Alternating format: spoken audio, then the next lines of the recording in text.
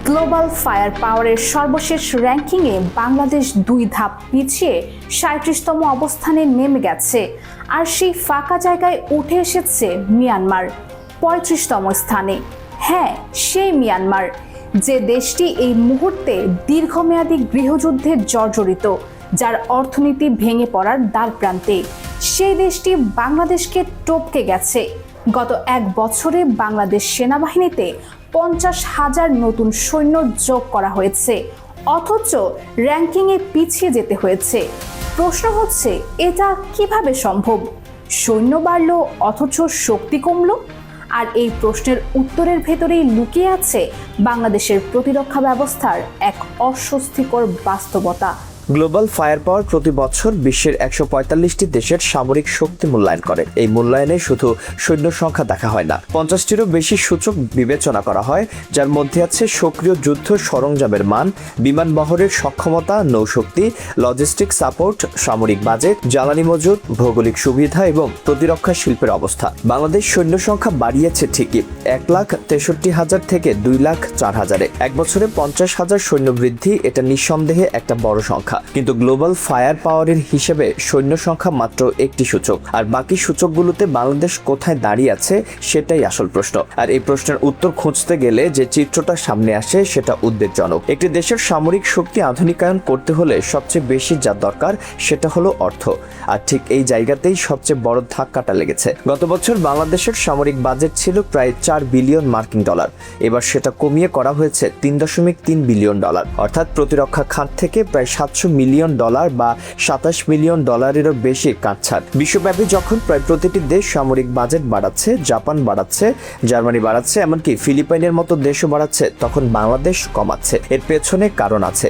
গত বছর মাঝামাঝি যে রাজনৈতিক পরিবর্তন হয়েছে তারপর থেকে অন্তর্বর্তী সরকারের উপর অর্থনৈতিক চাপ প্রচন্ড। বৈদেশিক মুদ্রার রিজার্ভ কমেছে, দ্রব্যমূল্য ঊর্ধ্বমুখী, অর্থনীতি সচল রাখাটাই এই মুহূর্তে সরকারের প্রধান চ্যালেঞ্জ। সেক্ষেত্রে প্রতিরক্ষা খাতে ব্যয় কমানো হয়তো একটি বাধ্যতামূলক সিদ্ধান্ত, কিন্তু প্রশ্ন হলো এই সাময়িক সিদ্ধান্তের দীর্ঘমেয়াদী খেসারত কতটা ভয়াবহ হতে পারে। যুদ্ধ বা সীমান্ত সংঘাত কিন্তু আগে ভাগে নোটিশ দিয়ে আসে না, আর এখান থেকেই পরিস্থিতি আরো উদ্বেগজনক হয়ে ওঠে। সেনাবাহিনীতে 50,000 নতুন সৈন্য যোগ হয়েছে, এটা একটা বড় সংখ্যা, কিন্তু এই সৈন্যদের হাতে কি আছে? বাংলাদেশ সেনাবাহিনীর হাতে এখনো সেই পুরনো 320টি ট্যাঙ্ক, এর অধিকাংশই দ্বিতীয় বা তৃতীয় প্রজন্মের। আধুনিক চতুর্থ প্রজন্মের ট্যাঙ্ক একটিও নেই। সোশ্যাল মিডিয়ায় গত কয়েক বছর ধরে একটা আশাবাদী গুঞ্জন ছিল 50টি নতুন অত্যাধুনিক যুদ্ধ ট্যাঙ্ক আসছে, কিন্তু 2025-26 সালের এই সময় পর্যন্ত একটি নতুন ট্যাঙ্কও বহরে যোগ হয়নি। 50,000 নতুন সৈন্যের কথা ভাবুন, তাদের মোবিলিটি কিভাবে নিশ্চিত হবে? আধুনিক যানবাহন কোথায়?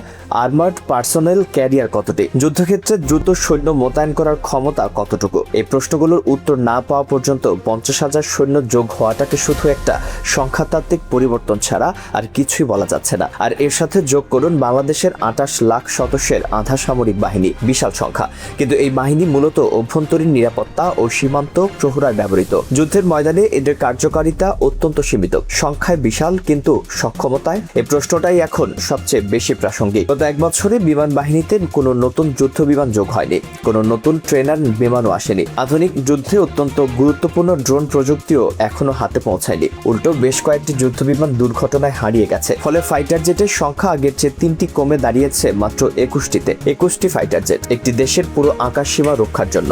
আর এই 21টির অধিকাংশ কি চীনের তৈরি F-7 যুদ্ধ বিমান, যা মূলত 1960-এর দশকের সোভিয়েত MiG-21 এর কপি। 60-এর দশকের ডিজাইনের বিমান দিয়ে আজকের চতুর্থ বা পঞ্চম প্রজন্মের যুদ্ধ বিমানের মোকাবেলা করা কতটা বাস্তবসম্মত সেটা আপনি বিচার করুন। F-17 থান্ডার আসবে বলা হয়েছিল, J-10C আসবে বলা হয়েছিল, ইউরোফাইটার টাইফুনের গুঞ্জন উঠেছিল, কিন্তু বাস্তবে একটিও আসেনি। অ্যাটাক হেলিকপ্টার নেই বললেই চলে। সীমান্তে সংঘাত হলে সেনাবাহিনীকে আকাশ থেকে সহায়তা দেওয়ার সক্ষমতা বর্তমানে বাংলাদেশ বিমান বাহিনীর কতটুকু?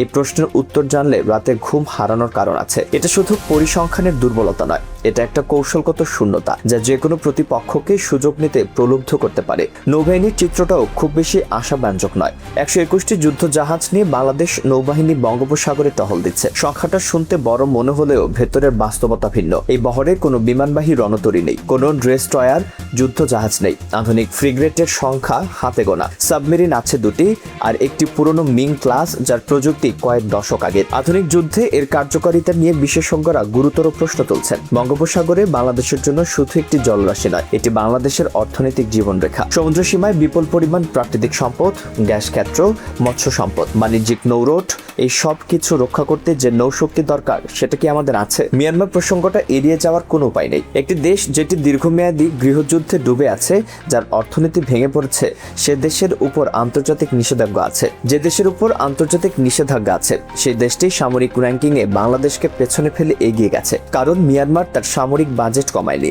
গৃহযুদ্ধের মধ্যেও তারা অস্ত্র কিনেছে, রাশিয়া থেকে অত্যাধুনিক সুখোই Su-30 যুদ্ধ বিমান কিনেছে, নৌবাহিনীতে সাবমেরিন যোগ করেছে, চীন থেকে আধুনিক সামরিক সরঞ্জাম আনছে। আর বাংলাদেশের সাথে মিয়ানমারের সীমান্ত সংঘাত কিন্তু থেমে নেই। রোহিঙ্গা ইস্যুতে উত্তেজনা চরমে, সীমান্তে নিয়মিত গোলাগুলি হচ্ছে, বাংলাদেশের ভেতরে মর্টার সেল এসে পড়ছে। এই বাস্তবতায় মিয়ানমারের তুলনায় পিছিয়ে পড়াটা শুধু আন্তর্জাতিক ভাবমূর্তির প্রশ্ন নয়, এটা সরাসরি জাতীয় নিরাপত্তার প্রশ্ন। আপনার কি মনে হয়, এই পরিসংখ্যান শুধু কাগজে কলমে, নাকি এটা সীমান্তে বাস্তব ঝুঁকি তৈরি করছে? বাংলাদেশের ভৌগোলিক অবস্থান একটি বিশেষ চ্যালেঞ্জ। 3 দিকে ভারত, একদিকে মিয়ানমার, দক্ষিণে বঙ্গোপসাগর। ভারত বিশ্বের 4র্থ শক্তিশালী সামরিক বাহিনী, তাদের সাথে প্রতিদ্বন্দ্বিতার প্রশ্ন আসে না। কিন্তু যে কোনো দেশের প্রতিরক্ষা পরিকল্পনায় প্রতিবেশীদের সামরিক সক্ষমতা বিবেচনায় রাখতে হয়। মিয়ানমারের সাথে সক্রিয় সীমান্ত উত্তেজনা চলছে, রোহিঙ্গা সংকট সমাধানের কোনো লক্ষণ নেই। মিয়ানমারের সামরিক জান্তা অপ্রত্যাশিত সিদ্ধান্ত নিতে পারে, এটা বারবার প্রমাণিত। বঙ্গোপসাগরে চীন ও ভারতের মধ্যে কৌশলগত প্রতিযোগিতা তীব্র হচ্ছে।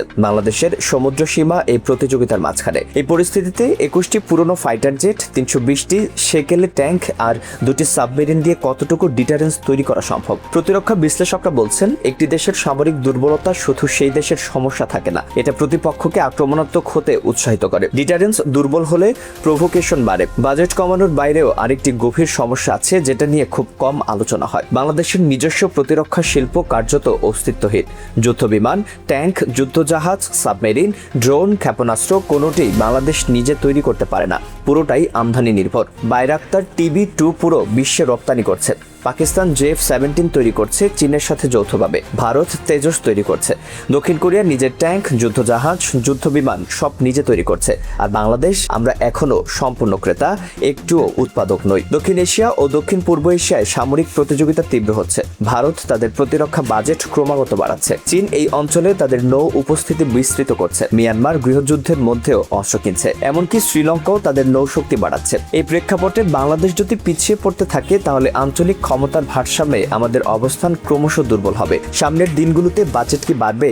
আধুনিক অস্ত্র কি সত্যিই আসবে, নাকি আমরা সংখ্যার বিভ্রমে নিজেদের সান্ত্বনা দিতেই থাকবো? পরিস্থিতি কোন দিকে যায় সেটাই এখন সবচেয়ে বড় প্রশ্ন, কারণ শত্রু আমাদের অর্থনৈতিক পুনরুদ্ধারের জন্য অপেক্ষা করবে না। এই পুরো বিষয়টা নিয়ে আপনার মূল্যায়ন কি? বাংলাদেশের প্রতিরক্ষা খাতে কোথায় সবচেয়ে বেশি মনোযোগ দেওয়া উচিত?